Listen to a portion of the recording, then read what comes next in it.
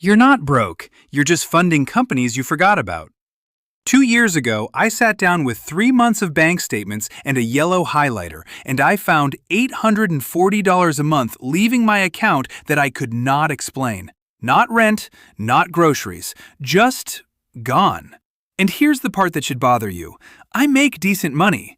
Being broke while earning well is a skill, apparently, and I had mastered it.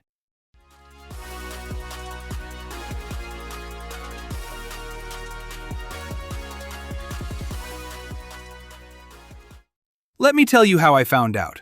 My car, a 2014 Accord, nothing fancy, the official vehicle of people who claim they're good with money, died in a Kroger parking lot on a Tuesday. Alternator, $412. And I, a grown adult with a salary and a LinkedIn profile, had to put it on a credit card. Sitting in that tow truck, I kept asking myself one question: where does it all go? So that night, I printed the statements, physically printed them like a detective in a bad crime show, and went line by line. 14 recurring charges, 3 streaming services for, functionally, 1 show. A gym I hadn't entered since, you know what, we don't need to talk about the gym. A meditation app, cloud storage I doubled up on. 2 music subscriptions because I forgot to cancel the first one before starting the second. Then the takeout, the random Amazon orders, the "it's only $12" purchases. $840 a month I could not defend to my own face. That night rewired how I handle money more than any book ever did. Because the fix wasn't a budget, it was 5 rules. Rules I still run my life on, rules I've forced onto friends, rules boring enough to actually survive contact with real life. And the 5th one is the weird one. It's the rule where I tell you to spend more, not less. We'll get there. Rule 1. Every January 2nd, hungover, full of regret, perfect mindset for this, I open my statements, and every single recurring charge has to survive one question. Can I name what this is and when I last used it? If I hesitate, it dies. No appeal. No, but I might use it in the summer. Hesitation is the answer. That first purge, half of my mystery money came back instantly. And here's what half of $840 actually is.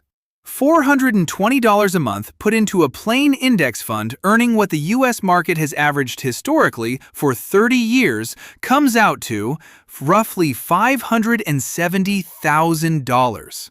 Now, that assumes you actually invested every single month and never touch it, which, fair, is the hard part. But even if you fumble half of it, that's still a paid-off house, from money you currently cannot name. But subscriptions are the junior varsity of this problem. Where your stability actually gets decided is 2 decisions most people refuse to even look at, because looking would mean admitting something. Here's an opinion I fully own, and some of you are going to be mad. Budgeting apps are a waste of your life. Tracking every coffee is financial theater. You feel productive, you feel disciplined, and meanwhile, the 2 decisions that decide everything, where you live and what you drive, sit there untouched, eating 40–50% of your paycheck. The rule I actually live by and repeat to every friend who asks: housing plus car payment stays under 40% of my take-home pay, combined. That's the whole rule. Get those 2 right and you can buy every latte in the state. Because look at what people are doing. The average new car payment in America is now over $700 a month. $700! For a truck that tows nothing and a 3rd row nobody sits in. Meanwhile, a used Camry does the exact same job, moving your body from point A to point B for a fraction of that. Cut a $4 latte, you save $4. Cut $300 off the car decision, you save $300 a month for 6 straight years without thinking about it once. Minimalism isn't tracking small things, it's refusing to complicate big things. And once the big 2 are handled, there's a rule that quietly does more damage to your future wealth than any purchase ever will. And almost nobody notices it happening because it feels like winning. Every time I get a raise, my lifestyle freezes for 12 months. The new money goes straight into my Fidelity account, automatically, before I ever get a vote. I gave myself the right to upgrade my life exactly 1 year later, and here's what kept happening. By the time the year passed, I didn't want the upgrade anymore. I'd forgotten the money existed. A $5,000 raise is about $300 a month after taxes. Invest that for a decade and you're into 6 figures of difference. Run the math yourself. It's rude. Quick tangent. I explained this rule to a coworker once and he looked at me like I'd suggested selling a kidney. What's the point of earning more if you live the same? And honestly, that's the best version of the objection, so let me answer it straight. The point is that stability is the upgrade. Nicer stuff on a fragile foundation isn't a better life, it's a nicer looking countdown. My coworker drives a beautiful leased BMW and gets visibly nervous every time the check engine light flickers. I do not think he won. But, and this is the turn I promised, minimalism done wrong makes you cheap, and cheap is expensive. Which brings me to the spend more rule. The best money idea I ever absorbed came out of a fantasy novel, which still makes me laugh. Terry Pratchett, writes about wizards mostly, has this bit about boots.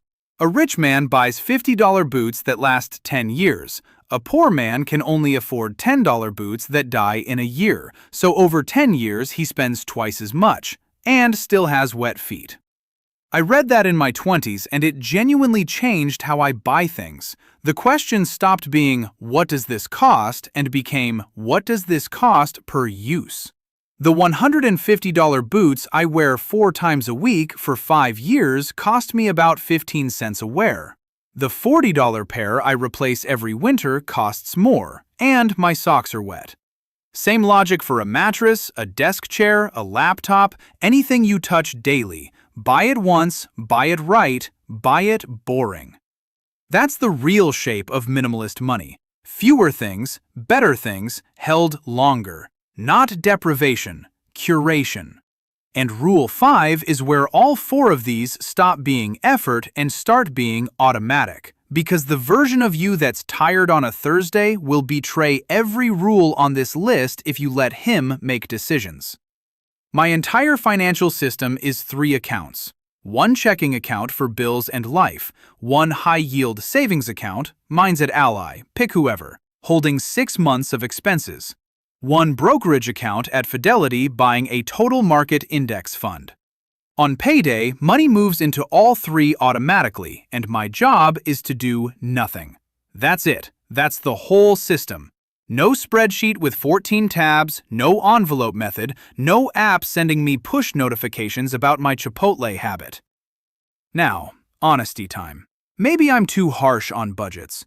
If you're genuinely paycheck to paycheck, tracking every dollar for 90 days might be the only flashlight you've got, and my rules quietly assume you have some slack to work with. Not everyone does yet. I know that, and I didn't always have it either. But here's the thing I really want you to take from this video, because it took me years to see it. Financial stability was never a number in your account. It's the number of money decisions you have to make in a month. Every decision is a chance to be tired, emotional, or dumb. So I removed the decisions. My money makes 3 moves a month, and I approve none of them in real time. The subscriptions that survive January can't grow back quietly.